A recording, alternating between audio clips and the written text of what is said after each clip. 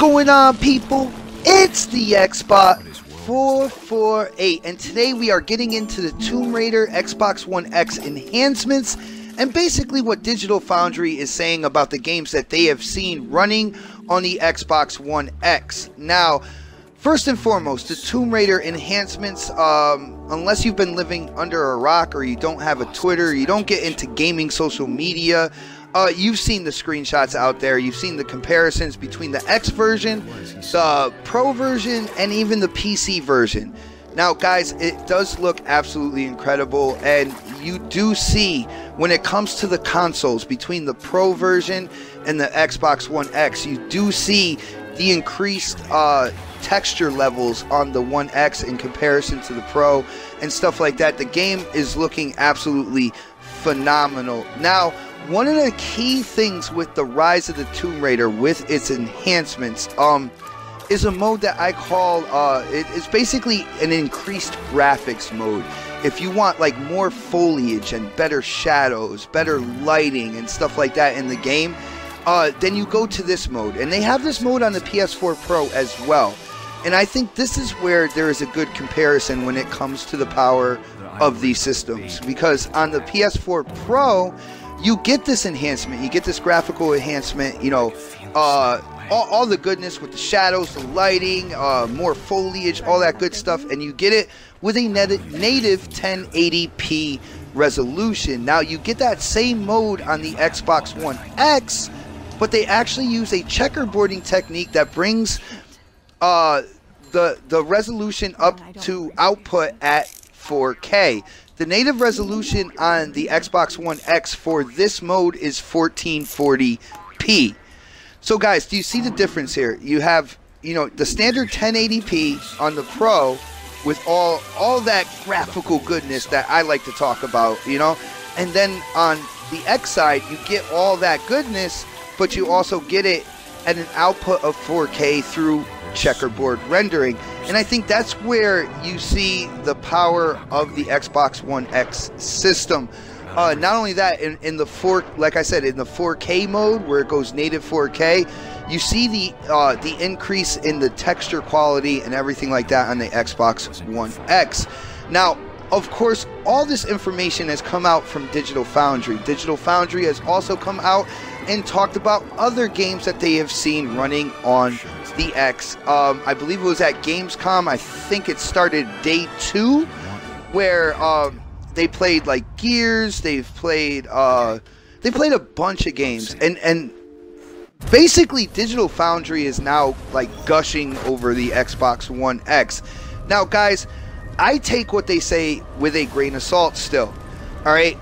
I have a good memory, and I've seen what Digital Foundry has done for the past 3 years, and kind of like the bullshit that we have gone through from their tech analysis from the beginning of this generation.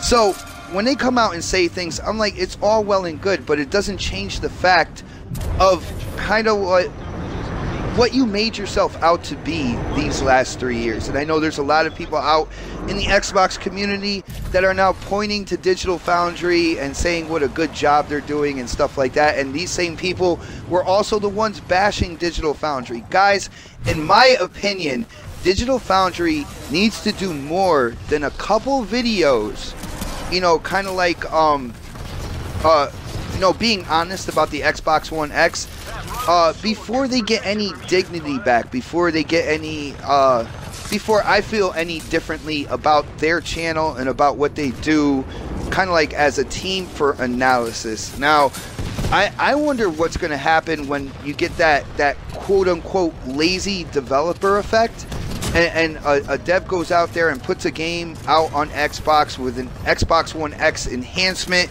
but doesn't really do that much. Are they going to point that out as a developer issue, or are they going to try to point it out as an hardware issue? See, that's the thing that remains to be seen with me. Again, I actually go to a place, a guy named NXG Gamer. He does great kind of like tech analysis when it comes to games, when it comes to hardware and stuff. And you know what? He is a gamer.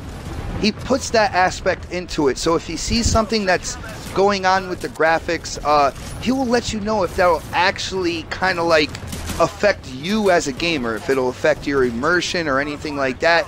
Not that you know, that third blade of grass over to the left is a little blurry. He'll point that out, but he'll say that doesn't mean anything to your game, though.